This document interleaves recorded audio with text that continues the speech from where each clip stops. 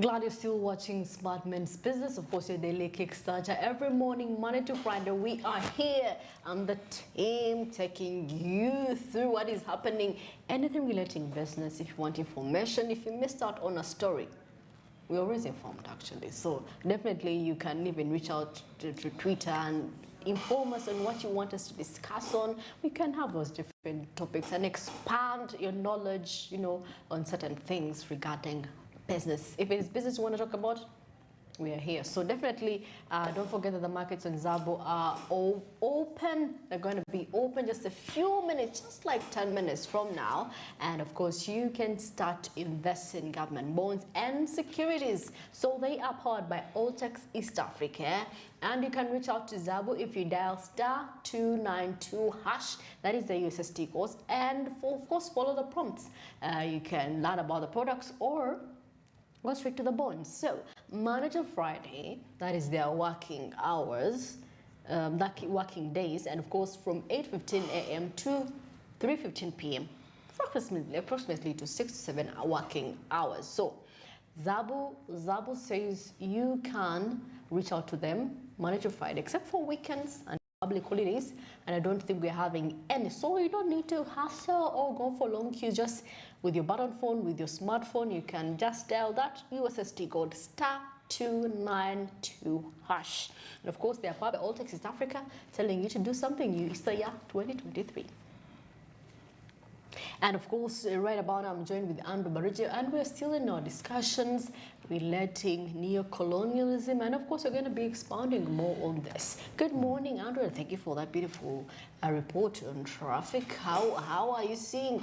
Do you expect traffic to be a lot in the next coming hours? Because, I mean, today is a school day for most students. And surprisingly, actually, it wasn't really that much as anticipated. Yeah, majority, because the boarding schools, because we have a big percentage of boarding students, so majority probably during the weekend, yesterday, Saturday, even Friday, actually, somewhere. Actually, the thickest traffic jam was actually between Friday, Saturday, and yesterday. Yeah, some sort of a bit. Monday, it's been a little bit chilled out. Yeah, but of course, I know. Because since nursery schools have also resumed, there is always a tendency of, when students are crossing the roads, there are special traffic officers that are hired to be there, and that kind of causes congestion. This is actually very common along the Bakuli area, Mengo, that side. It's more of because there is a nursery school that has quite lots of children and they have to cross the road, so they are traffic officers. But today it's not been much because, Monday people, most especially day schools, they normally resume Tuesdays. That's when serious. So starting tomorrow, it's going to be very, very hard in the morning. So people should better wake up much more earlier than they have been doing. And I love the holiday seasons. It's always a smooth run, but when it comes to the school time resuming, things never be like they were. I believe that for the business community, I believe that is when they really get money. Of course, those that do scholastic materials, supermarkets. That is absolute. That is absolute. But of course, it's two-way. There are people that have occupations, there are people that are employed, and people that are running businesses. And yeah, a number of businesses depend on school, actually. A number of them. You'd be surprised when it comes to people that make these cookies, eateries and all. They make quite lots of money. And that's why when it's during holiday times, you don't find lots of congestion, because somebody who has been waking up very early, this time around, they'll be like, okay, I can push the time a little bit, because there is not really that much urgent that I need. Oh, well, of course, that is Andrew Barige telling us, how it is actually happening. And of course, as it's a Monday, we have to get inspired and motivated for the day, because I know how it feels waking up on a Monday morning. People are exhausted from the weekend. It's, you're not even tired. You feel like, you can start your day like at midday. But anyway, let's get inspired so that we can, get the day started.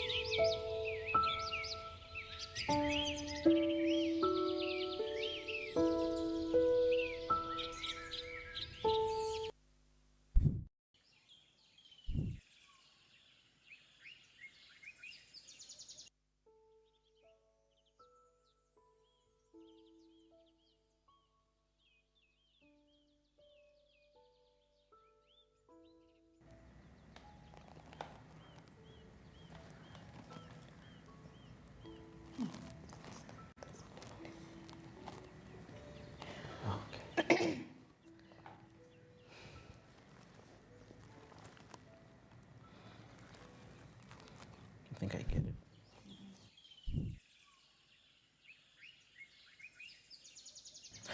Well, I love the last quote that said, if you look closely, overnight success took a long time. You know, when you read this is how I understand it. First of all, I'll tell you something. If you study the Bible, where Prophet Elijah actually came out and said, let the rain stop, and it didn't stop rain for 3 days. Somebody may think he just said it, and it happened overnight. But before that, that is something that he had been building for quite some time. It would have even taken months, even a full year, and he spoke one word. So, what he's trying to say, there's no such a thing like overnight success. What seems like overnight success, you just have no idea. Gone through preparations. Exactly, preparations. Like somebody says that preparation is much more than a presentation. The time you take to prepare is more. A presentation of 30 minutes might take you a month to prepare. No, that's what they're trying to say, and that's why it seems effortlessly, and that's why you hear people say, it was overnight success. There is never overnight success, because at the end of the day, you're going to see someone just come out of the blue and they're like, how? Nothing just comes out. They took time, they thought about the plan, they were doing things in the background that you didn't see. Exactly. There is background work that happens. That's why really people say, oh no, chichi, such stuff. All of a sudden someone is like, Andrew, is that you? But anyway, that is what, like they say, Rome wasn't built in one day, so that's what you should take. The success doesn't always come easy. You have to work, you have to prepare. My goodness, you have to research, you have to do a lot of work for you to get where you're gonna get.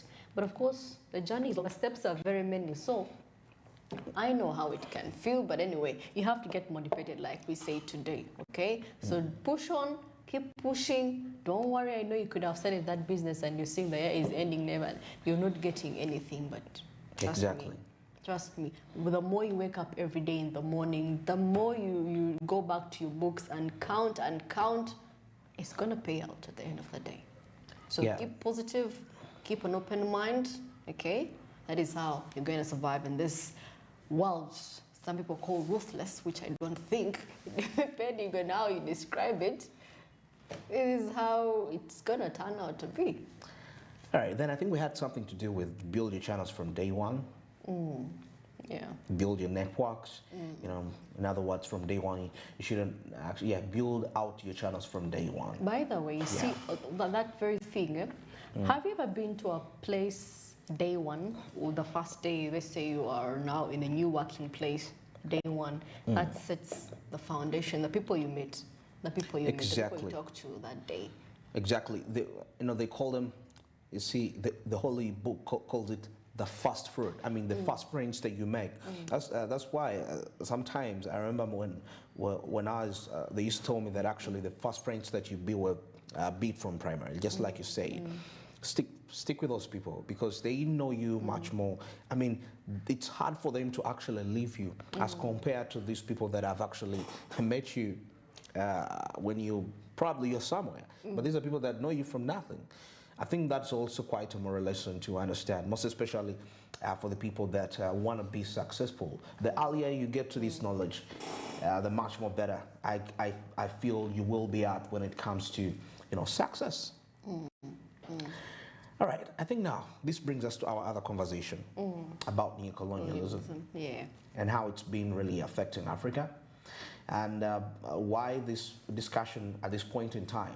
Well, last week we saw a video of the ambassador that is of France to Niger being chased. The French ambassador to Niger was chased out of the country. And you see, this all follows what we know as the exploitative regimes that have been happening. This has not only been happening to Niger, but of course Africa at large, because neocolonialism has quite a number of manifestations. And now, surprisingly, in such an era where we're living, it's much more restricted. I mean, it's not any more restricted to the former colonial powers, but we are seeing even other nations that emerged as powerful nations during that time of colonialism. Now they're also taking hand. China is a good example. China is a good example. It doesn't have any history of colonizing an African country, but now it's participating in the colonial, alongside these other partners like the UK and the Britain. And there are quite a number of ways. And one of the biggest victims, actually, the biggest countries that have really experienced this, according to what I've been looking into, Nigeria and Democratic Republic of Congo. Quite a very big deal, because I remember in 2013, I think it was 2013, the Nigerian government contracted a Chinese company to construct a railway for 8.3 billion. But so surprising that actually the $8.3 billion was overpriced by the Chinese government. So they ended up actually paying quite a lot of money. Why? Because you realize that the construction materials had to be bought from China to put up the railway. Now,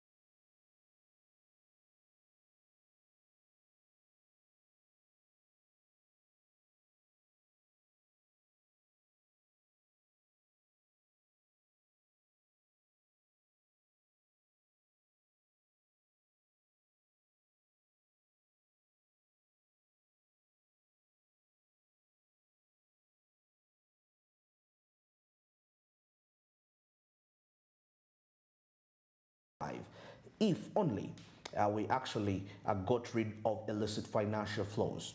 And by talking about this, I mean that the GDP of Africa could also be increased to 1.4 trillion US dollars. Isn't that amazing? Yeah. Very amazing. So, you may not actually know, but of course, neocolonialism comes in disguise as it's indirect or indirect, really. But in most cases, recently, it's indirect, Indirect. Through the foreign investments, through the financial aid that we get.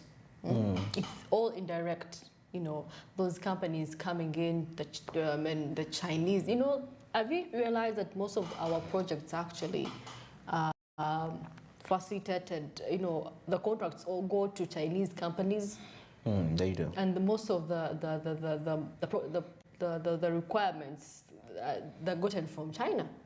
So it's exploitation on exploitation. You have to import the same country that is helping, you're helping them as well. It's a lot. It's a lot, actually, if you were to compare what really happens in there. And also something I realized, most of the multinational companies have been having a huge record of not actually paying taxes, avoiding taxes. Because with neocolonialism, we see that even the wealthy individuals, for example, that are within Africa, once they accumulate quite lots of money, they open there is what they call a tax haven, a country which doesn't, doesn't levy taxes. So they decide to hide their assets in those nations. Why? Because they are being inspired by these nations. Please bring your money here. It is safe. No one is going to tax it. You see, the aspect of neocolonialism are leading to loss of incomes from Africa, most especially through taxes. Multinational companies themselves don't pay these taxes. When wealthy individuals make it in life, they're influenced to channel. They put up offshore accounts to make sure they channel that. And that has been really effectual. You know, Africa loses 185 million US dollars, billion actually, 185 billion US dollars every year out of such. Accompanied with evasion of taxes, accompanied with the tax havens, evasion of taxes, you know, corruption, so many more of that nature. Maybe probably at this point in time, let's take a look at case scenarios where neocolonialism has manifested and how it has impacted the continent of Africa as we proceed further with this discussion. You know, the real life scenarios, what is happening in DRC Congo. Probably I'd request my producer to put us something showing exactly. Now, of course, exploitation scenarios. Exactly. The oil. The oil in Nigeria. Actually, that oil in Nigeria has actually caused quite lots of havoc. This has been actually occurring for the last 2 decades. The aspect of infrastructure development and debt traps. That has also been one of the big traps Africa has fallen for. The construction of infrastructure projects like the Hambantota port in Sri Lanka, financed by China, happened in the 2000s. And concerns about it, traps and laws of control over the assets have actually been raised over the time, as we can see that. Well, neocolonialism seems to be having quite a very strong path, a very strong road. Now it's upon us Africans to see how we can actually come out. We may not entirely get rid of it because it might not be easy, but at least we should have some degree of control of our natural resources. At least if we have been losing 185 billion dollars every year, at least let it reduce to a point where we only lose about $1 billion a year as a result of illicit financial flows. Otherwise, it's just taking us deep into the black hole. What do you think? Yeah, that's what we were discussing with Godwin earlier in the morning, and we were thinking, it could take a long time for us to get rid of it, but then with countries like Niger coming up to lead by example, and some of countries that have come some years, I see it could be a good eye-opener for other nations. But of course, for countries like DRC, they're struggling economically, financially, for them they still have a long way to go. And of course, they are known for having lots of minerals. And always the exploitation that is there is really not really good. Because if you look at the mining sector, they deal in cobalt. And the people are, first of all, they're displaced from their places. Compensation is not that. It's not enough. It's not sufficient. Really, it's not sufficient enough. And the ones that, it's really funny how Africans are the ones that work in those very mines. And of course, any cause, any damage, any death, it's on them. They do not have protective gear. At the end of the day, you see, it all affects us as Africans. And the minerals are not used for our own good. They're exported. So, and because they are raw, the raw materials, they're raw. The money we get out of it is very little compared to what they use those minerals or resources for. So we have to keep an eye open. As much as they're into our countries as Africa, let's have something that we learn from them. Exactly. Once we start pushing them out, we know we got a little bit of knowledge that we can start to build. Wow. Very interesting. Very interesting. Because as we export the raw materials in there, those factories in Europe add value and they export it back, of which we import with high value, losing money. And actually, that's also part of the 885, regardless of the illicit flows